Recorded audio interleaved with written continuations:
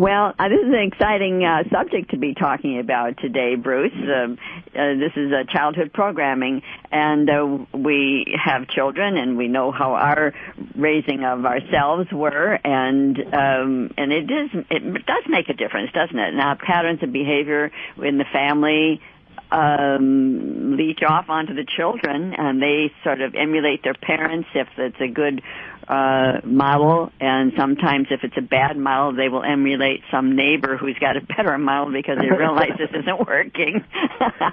Well, yeah, it's very interesting because we come with a belief that, like, people say, yes, so you are creating the world that you live in with your wishes and your desires, and that's like, well, people say, yeah, I wish I had a great relationship, I desire to be totally healthy, I want a job that's great and all that, and then we find that our life becomes a struggle as we try to get those things, and that's when all of a sudden we say, oh my God, I'm such a victim of things, like fate, I was dealt a bad hand, it's not in the cards for me to be successful, and poor me and all that. Yeah, why is it happening to me? Yes, exactly, and because when you look outside, you're like, well, I've got all these great intentions, and I'm having such a struggle to acquire these great intentions, so it's obviously that, fate is against me in some sense, and then that's where we walk away as a victim of life, saying, geez, maybe next life, maybe another time I'll get another shot at it or something.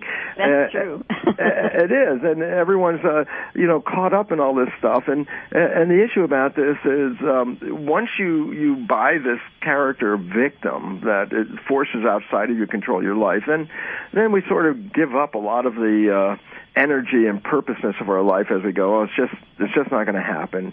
And it's so unfortunate because it turns out that the universe is not against any of us. The universe actually will encourage and support us with all our wishes and desires. And then people will say, come on, Bruce, I mean, I have this illness. Do you think I wish for this illness? Is this what I desired? You're going to blame this on me? And I go, no, not really. But I will say that we are creators, and there's this mind-body interaction, and it's real, and there's a biochemical mechanism to explain it, so it's not magic out of the box kind of stuff, and it's our belief systems that shape our lives. And then people say, well, my life doesn't match my belief system because look at me, I had this belief system of all these wonderful things I wanted to get in my life, and look at where I'm at. So come on, your whole story about belief system is so phony. And it's like, okay, time for correction factor. It's time to look at it and say, well, how come my life is not a printout of my wishes and desires if I'm so in charge like people say? And then I have to say, good question. Since I made it up myself, I thought it was a good question anyway. The point about it is that how can I explain my current life based on the fact that I have these great wishes and desires and I'm struggling? Okay, so here we go. And it's a really important understanding because it's the story of the day. It's the story of our evolution at this moment. It's a story that is necessary for us to understand, to re-empower ourselves so that we don't walk out in an internal vision of the victim of life. All of a sudden it's like, okay, lessons in life, I guess, part one. Okay. The mind is absolutely controlling our biology, our behavior, and our genetics. The new science of epigenetics really is the science of how an organism's perception of its environment it selects its genes and can modify its gene readout to conform to the perception. If an organism perceives the world as threatening, then the biology will create a complementary posture, structure, behavior of a world that is being threatened. If you believe that the world is truly supportive and loving and, all those beneficial things that we think about, if you really believe that, then you release into your body the chemistry that will manifest a physical experience of that. So the function of the brain is really to take our belief systems and manifest a biology based on that belief system. And then you say, yeah, but come on, that goes back to the story. I didn't wish myself to get sick. I had no belief that this is what I want. And I go, oh, okay, we go back to the mind again. And that's where we have to talk about, as you well know, Elaine, because we've done this, talked about this before, is that there's two parts to the mind. There's the conscious and the subconscious mind. And if we make an understanding of how they operate, then we can have an understanding of how come our life is manifesting the way it is, especially if our belief systems are supposed to control our life, and how come my life doesn't look like my belief system. Then we recognize the two parts of the mind, conscious and subconscious. And we distinguish them as follows. The conscious is a small part of the brain that evolved most recently. It's just behind your forehead. It's called the no, don't look for it, and you can't see it. It's behind your eyes up there. It's a prefrontal cortex, and it's the part of your mind that is related to what we call consciousness. It's a part of your mind that has your personal identity, your source, or some people say spirit, is infused in this part of the mind. This is an interesting new evolution of the mind. This is the mind that's called the creative mind. And it's different than the previous minds, which were more reactive minds.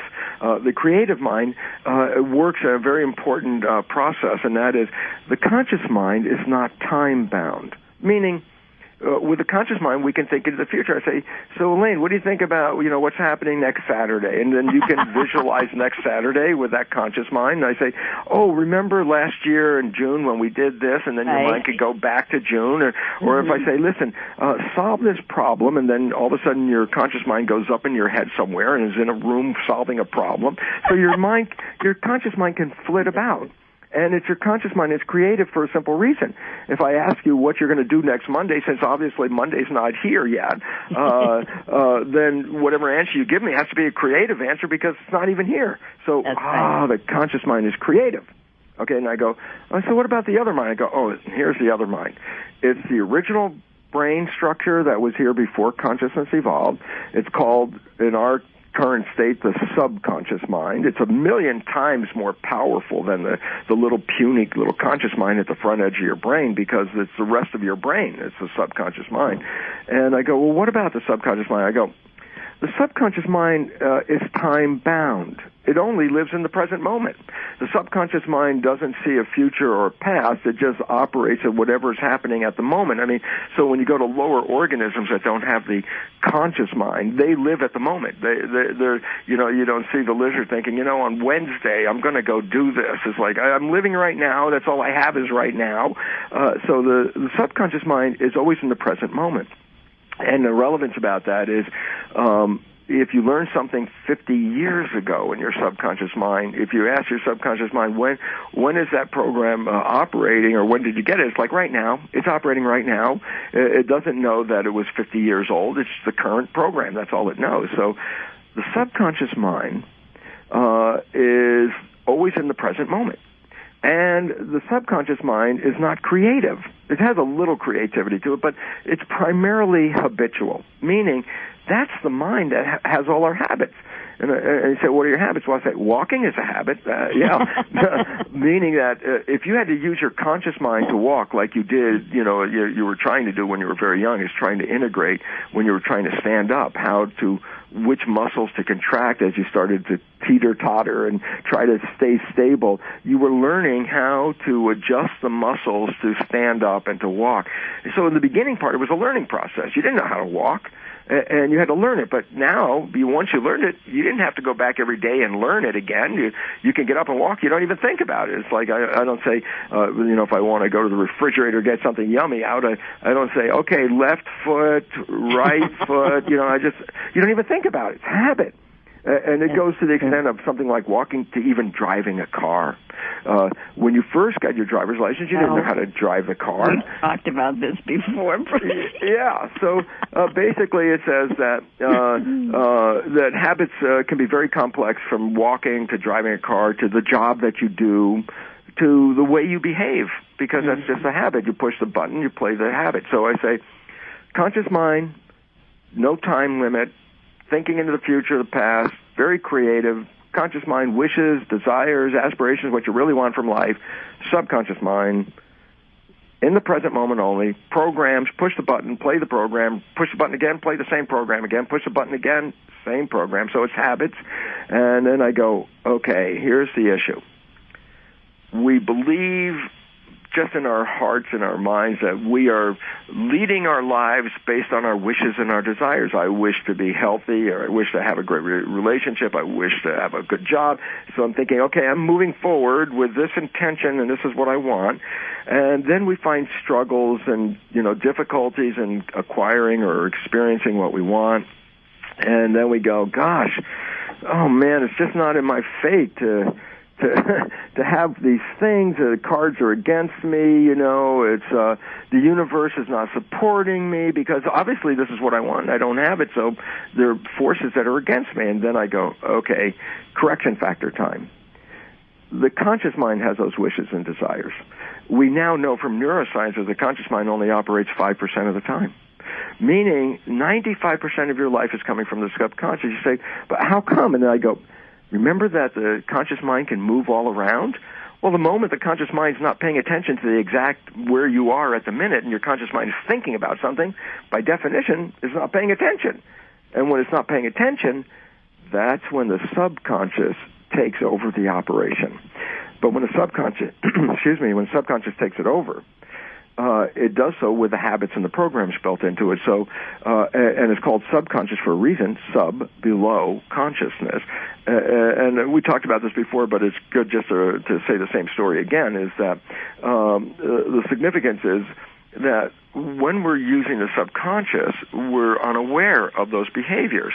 And so the story that I tell in my lectures is that you have a very close friend in your history. You're aware of your friend's behavior. You know your friend and your friend's behavior, and you happen to know your friend's parent. And you recognize that your friend shares some of those behaviors of their parent. And that's when you casually volunteer something like, hey, Bill, you're just like your dad, and then back away from Bill, because Bill's the first guy to go ballistic that, how can you compare me to my dad? And it's interesting because that's when the audience laughs, and the fun about them laughing is, yes, because they all experience this. And then I say, okay, now you understand the story, now the two profound points to the story, and that is, that profound point number one, Bill behaves like his dad, and everyone else can see he's doing that. The only one who doesn't see it is Bill. Hence, subconscious behavior. So he doesn't even see he's playing those behaviors. Well, the relevance, if those behaviors are good behaviors, then it doesn't make a difference if he sees them or not, because the net result of the response to those behaviors is something beneficial. But what if those behaviors that you downloaded weren't that good or supportive? Well, then it means when you're not seeing it, you are actually playing habit programs that are undermining your intentions and your desires. So it turns out 95% of our life is actually programmed by this, because the conscious mind is flitting around. And then it says, well, then your life is not really a printout of your conscious mind's wishes and desires. Your life is a printout of your subconscious programs. And that's because 95% of your life is coming from them. So then people say, oh, what are those subconscious programs? And I say, it's really fun. You don't have to try to go back into your history to figure out what the programs are, because since your life is a printout of your programs, your life is a reflection of the programs. Whatever works for you in your life, whatever, it's like, oh, that was fun and easy and it came to me easy. I say, well, that's because your subconscious has programs to encourage it. And then in contrast, if I tell you, well, those things that you're struggling for, health, happiness, job opportunities, whatever, you're struggling to get there, well, that's because you have programs in your subconscious mind that do not support it. And so all of a sudden it says, well, wait, then my life is actually being controlled by myself, the good and the bad. And I'm going, yes. And actually it's all primarily 95% of it is being controlled by the invisible program called the subconscious. So basically, your life was programmed, because the primary subconscious programs that shape our lives, we downloaded those programs in the first 6 years of our lives, even before our consciousness was fully evolved. So that the basic programs that we run our life by were introduced into our brain even before we were aware we were being programmed, and we didn't even see it. So, and then when we play them, we don't see it either. So it's like, that invisible thing that prevented me from getting where I wanted to go wasn't from the outside, it was from the inside. And now I know, Elaine, you're sitting there asking this question that I wanted you to ask right now, which was, well, if we create our lives, then, can't we create heaven? Yes, and can't we change the way we think to change our life? Well, that's the beautiful part about it, because when we become aware of the mechanism, then you're aware of the opportunity of controlling the mechanism.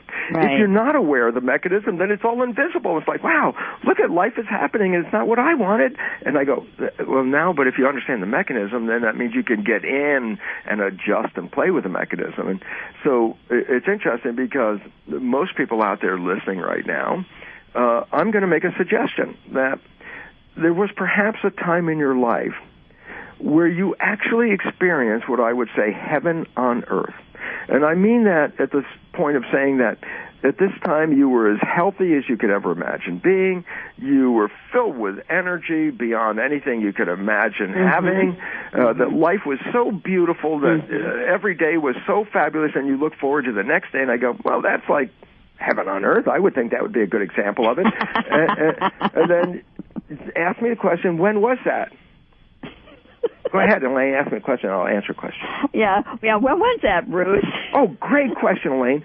Because I say go back to a time when you fell head over heels in love with somebody, the big one, boy, that love that just took away your heart, made you breathless. That it was so much joy, your heart ached with joy. It was so great. And I go, like when I first met you. Yeah, but you've been happy ever since, too. You know, I have. But that's because I know also you went back and changed your programming, too, so that's that was true. Cool. So I say, when you fell in love and you experienced what I call a honeymoon, that was not a coincidence. It wasn't an accident that, gee, at that particular moment you were the healthiest and happiest and most energetic, and life was so beautiful. I say, the honeymoon, reflect on that for a moment. Go back and, I know there was that point where you were so in love, unfortunately for some people it may have only been a day or two, and for other people though it may have been weeks or months, and for some people lucky enough years, having a honeymoon experience where every day you wake up and you're in that same full-out love and joy that you were in when you first had it. And I'm going to say, when you experience that, that was not a coincidence or accident that, gee, my life got just perfect when I fell in love at that moment. What a coincidence. I go, no. You created that. You created heaven on earth. And it's like, well, if you really understand you created it then, and you understand the mechanism, then you understand something very profound, and that is, well, if you created it then, why don't you have it as a creation for every day of your life?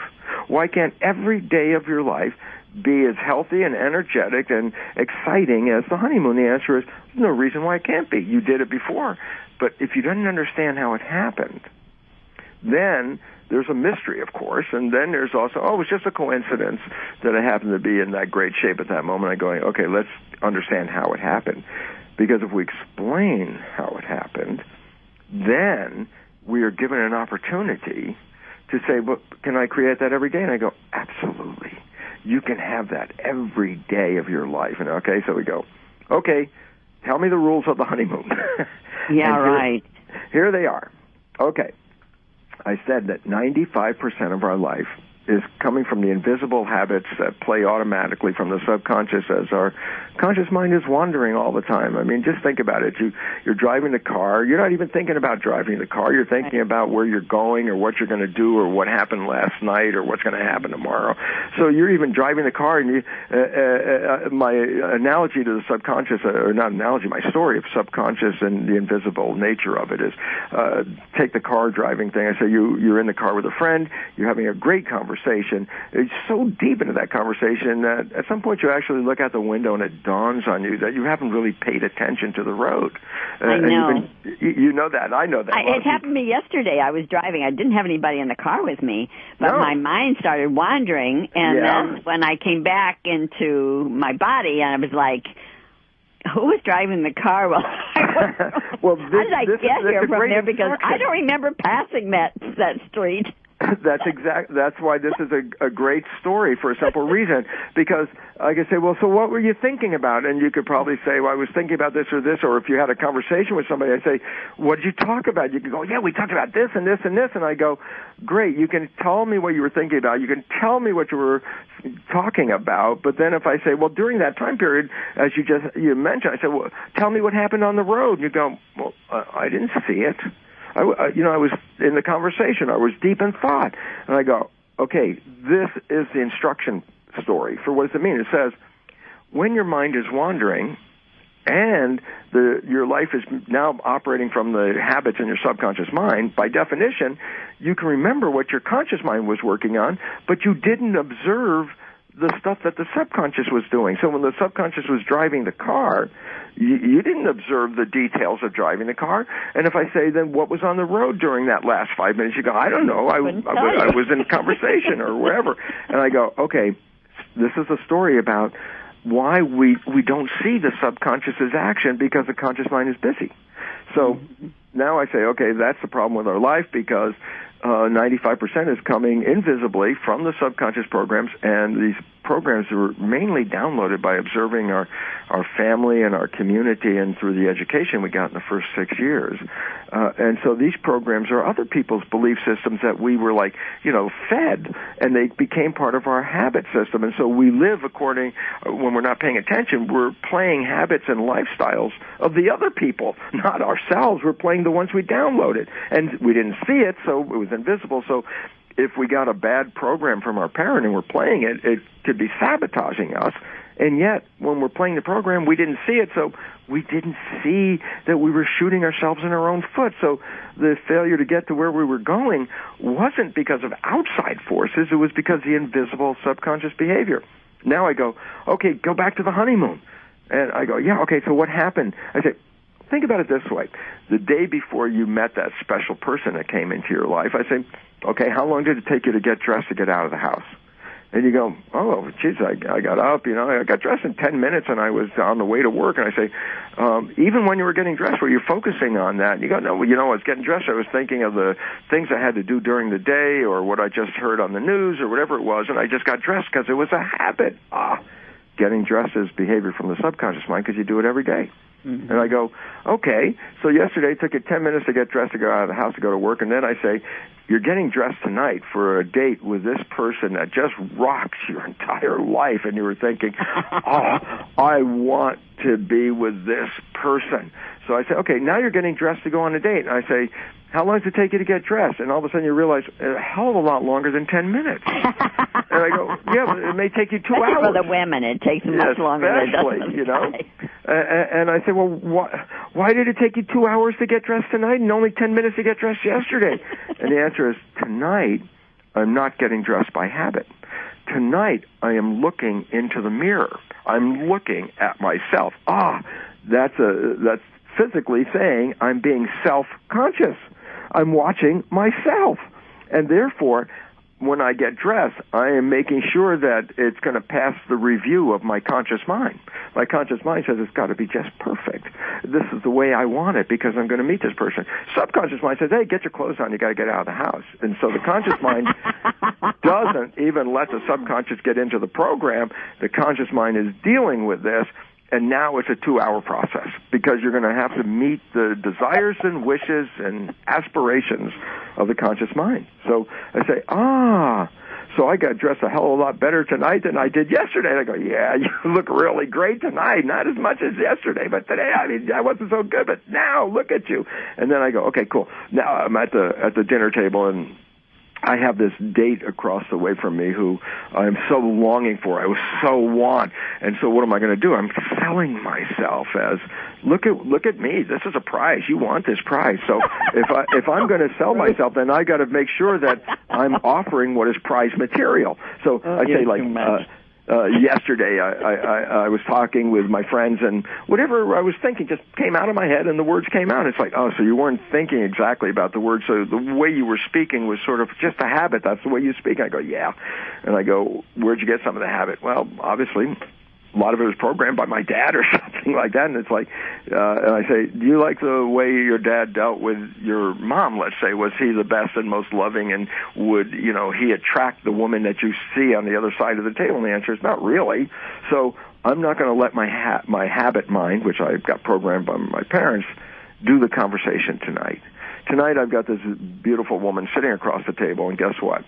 I'm not going to just say words, man. I'm thinking of the words I'm going to say. I'm actually creating poetry in my head here. You know why?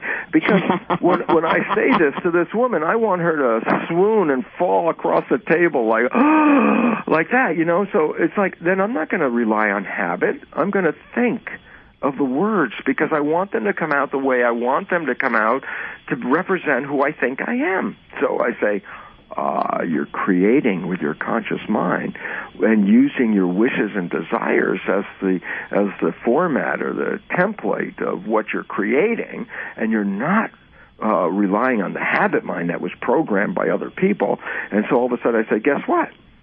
You were living in this honeymoon state. Everything you say was beautiful. Every way you looked was beautiful. Your partner on the other side of the table is doing exactly the same thing. Now you have two beautiful people interacting with each other, and the beauty that you're generating among yourselves is spreading to the world around you. The world all of a sudden is beautiful. You're both healthy. You're both excited. Every day is like, I can't wait to get up because we're going to go do this and that and all this stuff. And we had so much energy. We made love for days without even stopping for food. And I go, wow. What a beautiful life. And yeah, and everybody goes, yeah. Oh, and they say, look at this person. Look how beautiful they are. I say, oh yeah, that person's in love. And I go, mm-hmm. I say, well, what's the point? And the point is, they have the same body and the same mind they had yesterday up to this moment, which life was like this miserable thing. And now today they're glowing and they're healthy and they're vibrant and life is beautiful. And to them, they're living in heaven. I go, what a coincidence. I go, no coincidence. This was a manifestation. The conscious mind did not operate according to habit, but operated according to self-reflection. So I was looking at myself and living up to what I wanted and paying attention to the current moment and living in the current moment. And there's a beautiful word called mindfulness. That's what it also is. And it's also a practice, a Buddhist practice of being here now, being present, being in the current moment, meaning if you keep your conscious mind in the current moment, then you are actually controlling second by second how it's going to unfold and what you're going to do to keep it the way you want it, and then you're manifesting a honeymoon. Then you go, yeah, but that honeymoon period ended, and it generally abruptly. It's like, yes. It's like now you're back to reality, right? Yeah, and it's like, well, what the heck happened? Why did the honeymoon end? And then here's the fun story, because there's a conclusion as to why it ended. And the answer is this. Remember, your conscious mind can move all over the place. When it's present, when it's being in the current moment, it's in total control. So whatever its wishes and desires are, it's operating from that. But then I go, okay, so now we've been on the honeymoon a bit, and there I am pondering a thought now, because life is beginning to edge in, and, you know, we have life. We have to go to work. We have to pay the bills. We have to fix the car. We got to do these things. So my conscious mind is now like working an itinerary in my head of these things I got to do. And this beautiful woman who is my partner comes up to me, and we've had this great communication, and I've been such a gentleman, and so I behaved so nicely, and I was the prize that she was looking for, that I was making myself into, and then all of a sudden she comes up and asks me a question, and where's my mind? Oh, it's thinking about paying the rent and doing the job and what I got to do. Right. And she asked me a simple question, and I turn around and I bellow out some kind of something or other, and she looks at me in total shock like, what the hell kind of behavior is that? Who are you? Right. And the fact is, well, let's be truthful and let's analyze this now. Perspective analysis goes like this. Well, my conscious mind was busy thinking about something. She asked me a question. So who made the response? My habit mind. Yeah, right. But who programmed the habit? My dad. Well, let's leave it there right now, Bruce, because we need to take a quick break, and so, Bruce, okay, so we've got this situation where our mind is wandering off and we're making all the decisions, but... And we're still living in the honeymoon up to this moment. Right, yep, and that honeymoon, well, yeah, and if it's not a good honeymoon, then we're off to a bad start, right? That was a bad start. That wasn't the real honeymoon then. The real honeymoon was the one where for that least that period of time, and as I said, it's unfortunate because I said some honeymoons are very short, and some of them have great opportunities to last longer, but when does it end? And I said, well, why was it there? And the first thing, it was there because I was using my conscious creative mind to shape my life and not relying on the habits. And then I said, well, okay, so we've had this period of time, but then life starts to come back in. My conscious mind starts to wander. By definition, that's like being in the car and talking to somebody, or as you said, there was nobody else in there. It just was wandering and thinking about things.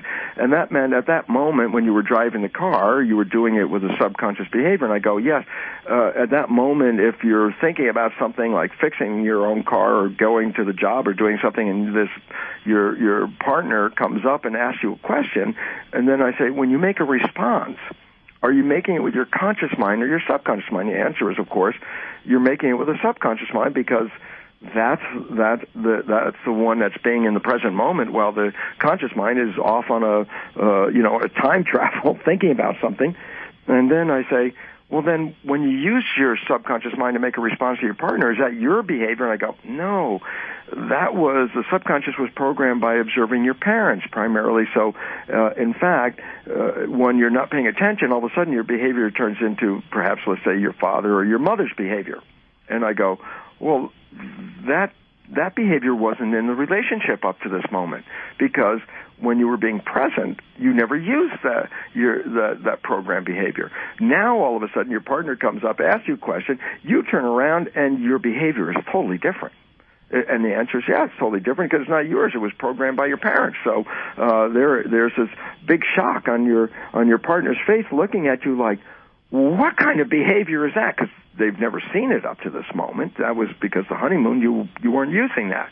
And then here comes where the problem steps in, because you just accuse this person, your partner, of not being themselves. You say, what kind of behavior is that? Like they're not who they are. And they turn around. Now, remember this. Remember that whole story. The subconscious behavior is invisible. So if I'm the one that just said something, and my partner looks at me and says, what kind of behavior is that? And I'm now looking like, what are you talking about? I'm saying that because I didn't see the behavior I just did, but then, of course, I'm me. So if I'm me, what other behavior would I have other than my behavior? That's what I'm thinking. So, but the reality was, my behavior is the conscious mind, and I don't see the subconscious mind, so I didn't even see I did that. Well, this is where the difficulties and where the honeymoon ends. And the honeymoon ends for a very simple reason. The honeymoon was created on two conscious minds engaging with each other and being self-reflected of themselves, so they were monitoring their life and their relationship and doing it according to wishes and desires. Mm-hmm. The honeymoon ends when the subconscious mind, which was kept out of the picture up until now, shows up. But the subconscious mind is really not even you. It's your parents or something. So why does the honeymoon end? Because it started with two conscious minds, and it ends when there are four minds involved. The two conscious mind plus the two uninvited guests called the subconscious mind. And all of a sudden it's complicated. Like, that's when it's like when the woman or the guy looks at their partner and goes, who is this person? I don't know that. I've never seen this behavior, and now it shows up. And then all of a sudden now the adjustment of the honeymoon takes on, now you have to learn to accommodate the person's subconscious beliefs, because they're going to be more prominent in the relationship, and they were never there. So what started out as a honeymoon now is compromised, because the uninvited guests obviously bring in behaviors that were not intended by either of the partners in the relationship. Right. So, well, Bruce, we have lots of memories from our childhood that manifest oftentimes, come back and surprise us as adults, and this is kind of what you're talking about.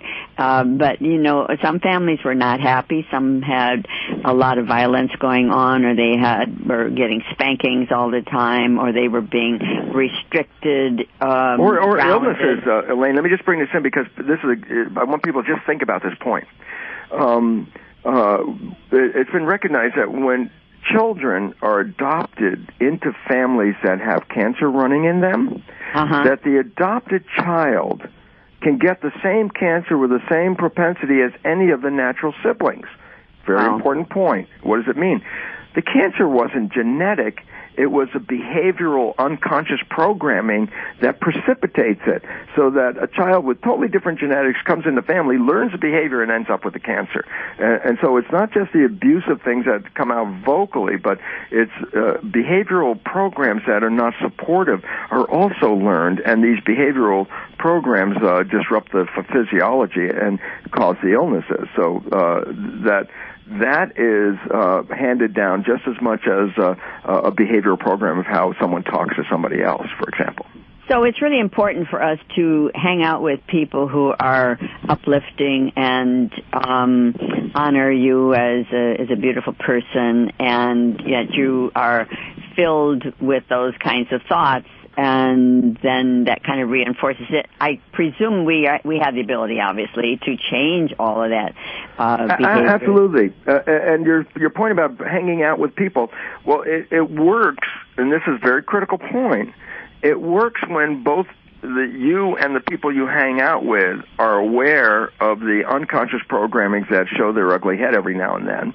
Because if both partners are aware that this is programming and not you, that's actually saying it, you, the conscious mind that brought them together in the first place. If both partners in a relationship are aware, like, oh, that invisible behavior that you just played that you didn't see, all of a sudden, that changes it, because if I'm not aware of this, that's why I said the honeymoon ends, because the arguments start right away. It's like, well, you said this, or you know, it's like, what do you mean I did that? And then, yeah, right. Well, then the it's all over. battle takes place. But if both people are aware of this, then guess what? Rather than precipitating an argument, it precipitates an opportunity to change the programming when it's done with you know, a compassionate consciousness that says, oh, I know you didn't really mean to say that. That's not who you really are. That's, you know, a trait passed down by your parents. Then we have a discussion about it rather than an argument. And then with a discussion, that can lead to changing the program, but an argument actually leads to keeping everything exactly in place as it was. Okay, so Bruce, and now for people who are living alone, say, for instance, or their partner is traveling a great deal and they're not together all the time, but can't we use the mirror as our talking face? And because I did that myself, and I changed my life because of that, so I know that it works, but it does and it doesn't, and it doesn't is a very tricky thing, because then you just say, okay, let's just talk to ourselves, and I go, okay, it does it if you do it as a habitual process, not a random event like, oh, at this moment I want to talk to myself. No. Well, this, when I did it, of course, it was a very serious moment in my life, but I don't think using it on a casual basis is going to be the answer at all. Yeah, that's a big thing, because it's more than just talking to yourself, because this is what I try to get people to understand, because like me, I could give myself an example here, you know. I love sugar things, man. That's a great drug, sugar things, donuts and stuff like that. And I know it's totally really not good for me, and so my conscious mind with the good for me attitude is trying to tell myself, okay, listen, don't eat that junk. That's really bad. And I love it because my partner, Margaret, calls donuts circles of death. And so I say, great, don't eat that stuff. And I give myself a good talking to. And then 10 minutes later, I'm standing there with a Krispy Kreme donut in my hand. It's like looking at myself like, oh, you eating this? And then I get mad at myself. And I start getting angry with myself, going, don't eat that, you stupid idiot. I just told you not to eat that. And you eat the donut because now you're frustrated anyway. And the whole reality comes down to is, when you're talking to yourself, and this is the joke part at some level, who are you talking to? Well, you say, oh, okay, I'm talking to my subconscious. And I go, okay, well, here's the basic problem. There's an entity in the conscious. That's you. That's your spirit. That's your personal identity. And I say, well, what about the subconscious? I go, no, the subconscious is more like a tape recorder. There's nobody in there. It records a behavior, and then you push the play button, and it plays the behavior back again. And I go, so you want to change the subconscious mind? And I say, well, you want to change it by talking to yourself? I say, first do this. Go find a tape player with a tape in there with a program. Push the play button, and as the program is playing, I want you to talk to the tape player and suggest that it change the program. Yeah, well, right. That's a good example. I like that. And the reality is, well, you're going to get blue in the face, and it's still not going to change. I go, okay, this is first number one. Your subconscious doesn't have anybody in it. It learns by habit and learns by emotion and behavior. So when I bring the emotion factor in, it goes like this. Things that have little emotionality to them take more repetition to learn. Things that are highly charged emotionally, you learn faster. So emotion is like a speed control on learning. You put a lot of emotion into something, you can learn it a lot faster. Right, it reinforces it, doesn't it? Yeah, it certainly does. So if you want to change a program, talking to yourself is not generally the best way of doing it, only because that's like talking to the tape player. You really want to interact with your subconscious in the way the subconscious learns. And there's two primary ways it learns. One is through habit, and another is through a process equivalent to like super learning, or hypnosis is like a super learning. It's an ability that bypasses consciousness so that the program can be downloaded without the interference of consciousness. This is essentially how the mind was operating for 6 years of your life, because consciousness wasn't interfering, so whatever you were observing was going straight into the subconscious. So there are ways of doing that. There are processes. I refer to them as, okay, pushing the record button on that tape player, because if you don't push the record button, you just talk to it. That's not going to do anything. But if you know the process, the act of pushing the record button, then when you talk to it, it's now in a recording mode. Now you can change it. But if you just want to talk to yourself and try and change it, that doesn't work. And here, because the two minds learn differently, conscious mind being the creative mind can learn in a creative fashion. The subconscious mind, being a habit mind, can learn by repetition of a pattern or by getting to a state of the mind where it's in a record mode, like hypnosis, and those two ways you can get to it. And so, and this is very frustrating if you don't know that, for here's a simple reason. You say, oh, well, if my conscious mind becomes aware of something, my subconscious mind will obviously follow suit and know it. And I say, okay, that's the issue why people go to a psychologist or psychiatrist. They review their life story and find out, well, their mom did that, their dad did that, their best friend did this, and then you go through this whole litany of your life, and you empty tissue box after tissue box, and you cry, and oh, woe with me. And you get to the end of this, you now have in your conscious mind a complete itinerary of your history, and you could go back and go, wow, no wonder my life's screwed up. And then I go, okay, now you're aware of this. Is your life any less screwed up? And the answer is no, it's exactly screwed up as it was before, but I have a conscious awareness of it. So it says, oh, your conscious mind learned, but your subconscious mind's still playing the same programs. I go, yep, because the conscious mind can learn, but it doesn't change the subconscious mind. It's the same thing like reading self-help books. Everybody that reads these books, and they go, well, you read that book, and does it make sense? Yeah. You could give me a test on the contents of that self-help book, and I will get 100. And I go, yeah, because your conscious mind read the book and understood the principles and learned the meaning of it. And I go, but by reading the book, did that change the subconscious mind? I go, nope, subconscious mind doesn't learn from that. So the frustration is so terrible, because people make all these conscious efforts and then find, but I make all these conscious efforts. I go to classes, I read the books, I review my life, and I still have the same thing. And I say, that's because conscious mind learns differently, but you have to apply one of the habits or hypnosis or super learning aspects to reprogram the subconscious mind. Yeah. And if you don't do that, it's just your conscious mind is running in place and not making any progress at all. Well, I think when we're going around our daily life, we're not really thinking about which mind is in control. You know, this takes some purposeful meditation or thinking about it in order to be able to see where we are. And we can do this, and we do it only when things don't, well, maybe they blow up in your face, and you have to stop at that point and rethink.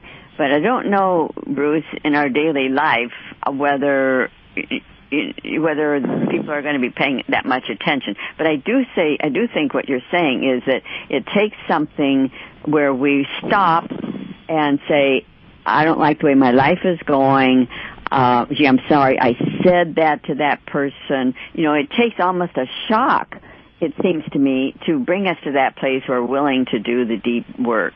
Well, absolutely, because as you mentioned, most people don't think about this on a day-to-day basis because the answer is they don't see it. If you don't see it, if you had your a video camera focusing on you during the whole day and recorded that whole day experiences and then sat down and played that videotape, you would be shocked because you think, oh my God, that was stupid behavior and all that. And then you have to say, yeah, but when you were doing that behavior, you didn't see it, so you weren't judging yourself. You weren't even observing yourself.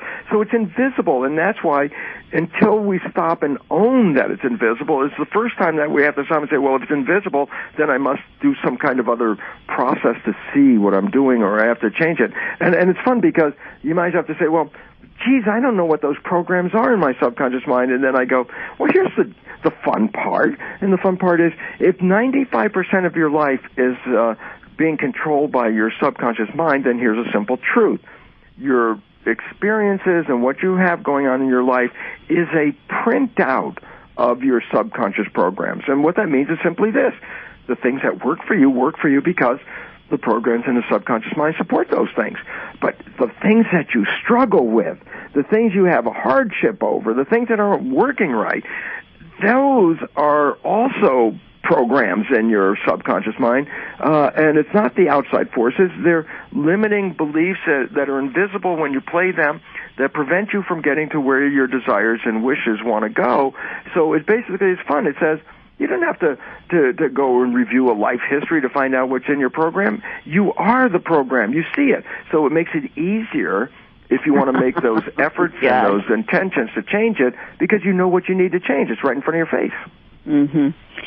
Well, I think this is a very complex topic, and I'm hoping that my audience will take this under advisement, and at least I think we could at least do some meditation on this to consciously aware of what we're doing here. But I don't know, Bruce. This is really a complex behavior challenge, really, for us to consciously think about the subconscious mind. Well, Elaine, the challenge up to this moment, and it's really simple though. The challenge up to this moment is, if you are not aware that 95% of your life is operating from the subconscious, invisible to you, if you're not aware of that, that's where the problem comes from, because if you're not aware of it, then you're saying, my God, I wanted to have this, health or success, and I can't figure out why it's not happening. That's where the challenge comes from, because then you're thinking, well, it's not me, it's outside of me, and this is where the whole thing says, no, first understanding is we have to look inwards and recognize the first problem is not outside of us. The first problem is us. And when we own that, that is the first step. If you don't own that, then you can't go on to the next step. So if you still think you're just a victim of outside things, you'll never really become self-empowered. And so, yes, it's an issue that we have to deal with, but the first step of dealing with it is to acknowledge it. If you don't acknowledge that and you still think that your problems and failures and struggles are related to outside forces, then you are acknowledging I am a victim, because you're saying that. It's like, I didn't do it, other people did this. And when you're a victim, that mentality says then you cannot be the master. And so the belief of victimization is the first problem. And because if I own I'm a victim, and that's my belief system, and belief controls my biology, and my belief is I'm a victim, then guess what? My biology will be a victim. Right. I'm the victim. And so the first step is the most major step, is owning how it works. Owning also, go back and just stop for a moment and try to reflect on a point in your life where you were so fabulously in love, no matter how short it was. And that's unfortunate for most people, because that's the issue, is to recognize, but how was life when you were in that moment? Because what I really want people to own for a minute is, that was not an accident. That was a creation. If you own that as a real truth, then you own the simple understanding is that, but I could get back to that. And I go, yes. Mm-hmm. And that's the first power step. Right. It says, I can do that. I did do that. Right. So I want to do more of it. And it's like, okay, well, then you got to own the story. Well, right off, I'm thinking about how our life is so filled with electronics now on the computer, and we get very frustrated with what's going on there. And I don't know, does that fit into all this, Miles? Because, sometimes, I've had a couple of days like that where I couldn't get on the Internet, and I didn't know what it was that was causing the problem, and it took a couple of days for that to get straightened out. But, the frustration that we get, is this related to some other behavior that we have going on in our life that this is part, or is it something unique in that regard? No, it's just our frustrations are when we can't perceive of how we get out of the mess that we're in. Yeah, the loss of control. And basically then owning victim. If I'm a victim, I'm frustrated. Why? Because it says, oh man, my forward motion is limited by other people or things, and then all of a sudden I'm under their control, and I'm not doing what I want to do. And of course, that's the most frustrating thought in the entire world, because then you feel like I really want to do something, but I'm disempowered. And the fact is, it still goes back to us personally. And when we own that, that is the first big step that says, but I can change it. And if we start to do that and we start to take it into our hands, then we can transition from victim to master. And this people do this all the time. And it's not an unknown entity. One of the interesting books that's out there is Rich Dad, Poor Dad. And it's an interesting. For a long time. It's a very important story because it's basically an emphasis on what I'm talking about. You grow up in a rich family. You were programmed with the beliefs that encourage you to have money, because that's what rich people, they have money because they have a belief system that says I can have money. You grow up in a poor family, and you grow up with all the reasons why you can't have the money. And that's what they're talking about. You grow up in a poor family, you tend to be poor the rest of your life. You grow up in a rich family, you tend to be rich the rest of your life. And it's like, was that genetics? It's like, no, it's programming. And so why can't a person who's coming from a poor family be rich? And the thing is, they can be. But they can't. They have to change their behavior, model it differently, rewrite it differently than the program that was offered by the family. And you brought up very early when we brought on a very important point. There are people that come from the worst environments ever. The slums and degradation, bottom of the line, and then all of a sudden these people rise up to the highest of heights. How'd that happen? And as you said, basically it's like they didn't use their own community or family as their reference point. They chose a different family or a different community or a different belief, and then use that as their some people get into religion. I got into Jesus, and all of a sudden, well, yeah, Jesus gave a hell of a lot better story than my family gave me. And so if you bought into that belief, then you would have a better program than the dysfunctional one that was running in your own family. So we call these people resilient wonders, people who come from the worst backgrounds and yet attain the highest of the heights. Right. And it basically said is their programming they did not accept the programming from their family. Right. Well, Bruce, this has been great, as always. It's another 30-second interview, and I can't believe that 30 seconds is up so fast. Controlling our biology, our behavior, and our genetics. The new science of epigenetics really is the science of how an organism's perception of its environment it selects its genes and can modify its gene readout to conform to the perception.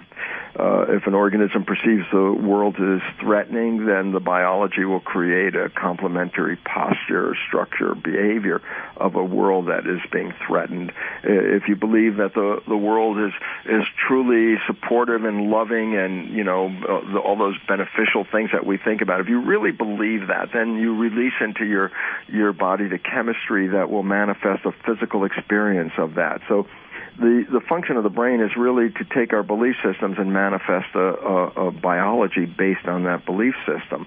And then you say, yeah, but come on, that goes back to the story. I didn't wish myself to get sick. I had no belief that this is what I want. And I go, oh, okay, we go back to the mind again. And that's where we have to talk about, as you well know, Elaine, because we've done this, talked about this before, is that there's two parts to the mind. There's the conscious and the subconscious mind. And if we make an understanding of how they operate, then we can have an understanding of how come our life is manifesting the way it is, especially if our belief systems are supposed to control our life, and how come my life doesn't look like my belief system. Then we recognize the two parts of the mind, conscious and subconscious.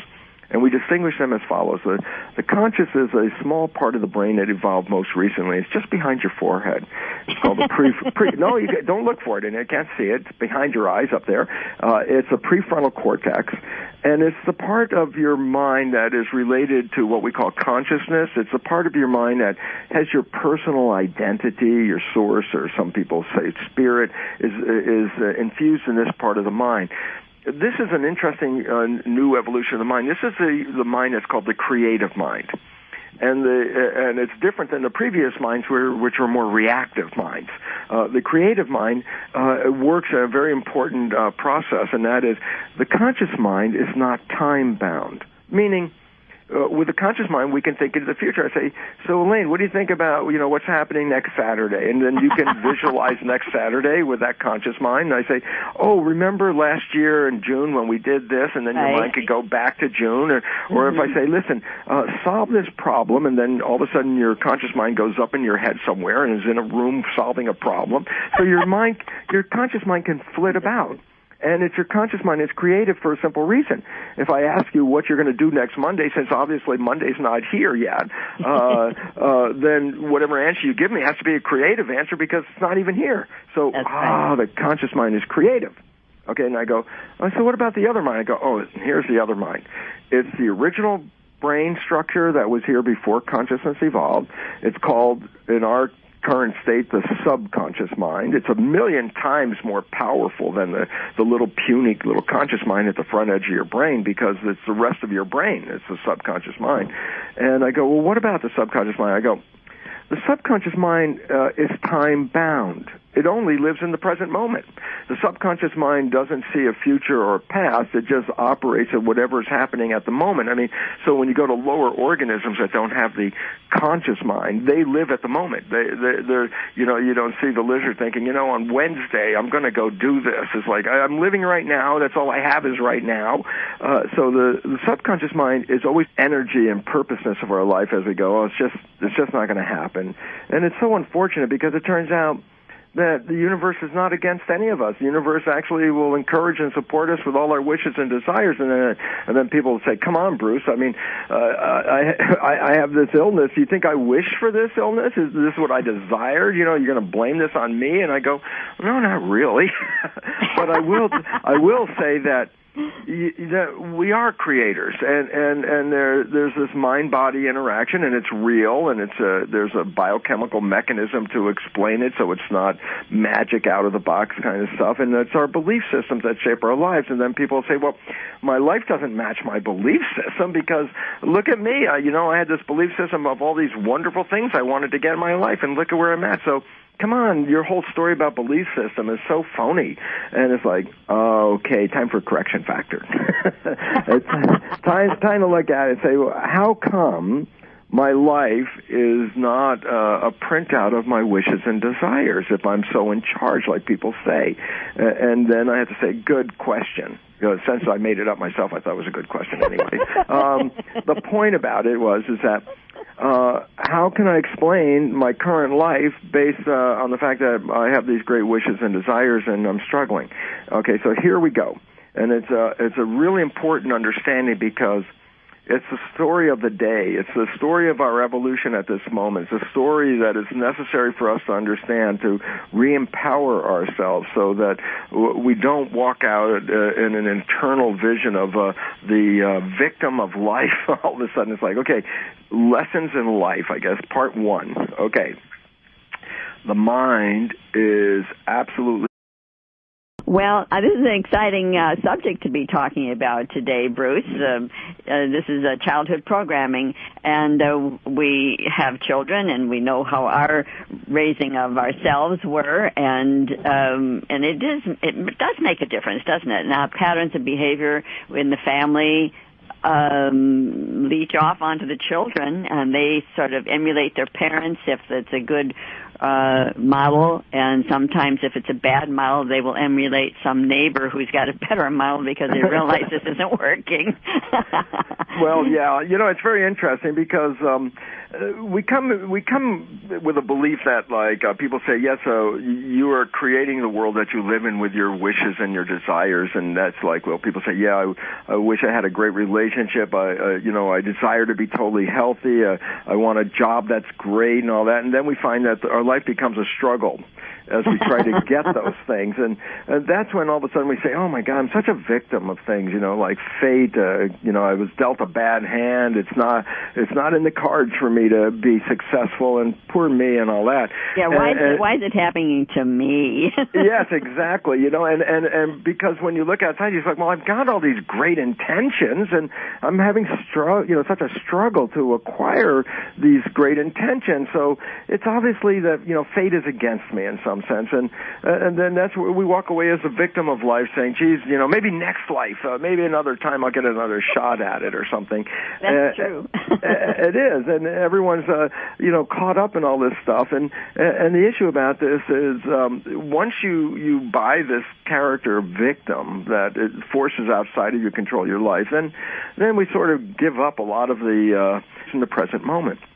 And the relevance about that is if you learn something 50 years ago in your subconscious mind, if you ask your subconscious mind, when is that program operating, or when did you get it? It's like right now. It's operating right now.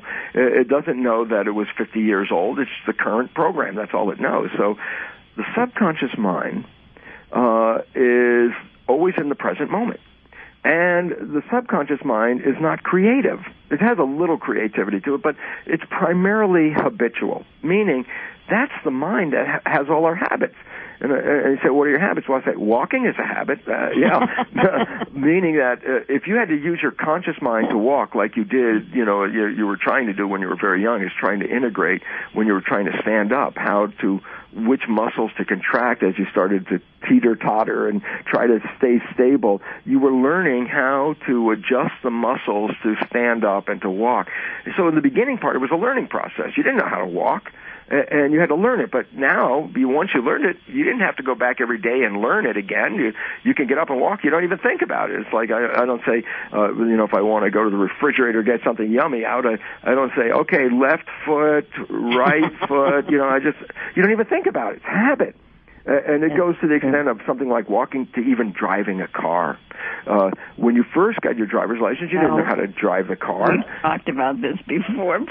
Yeah. So basically, it says that habits can be very complex, from walking to driving a car to the job that you do to the way you behave, because that's just a habit. You push the button, you play the habit. So I say, conscious mind, no time limit. Thinking into the future, the past, very creative. Conscious mind wishes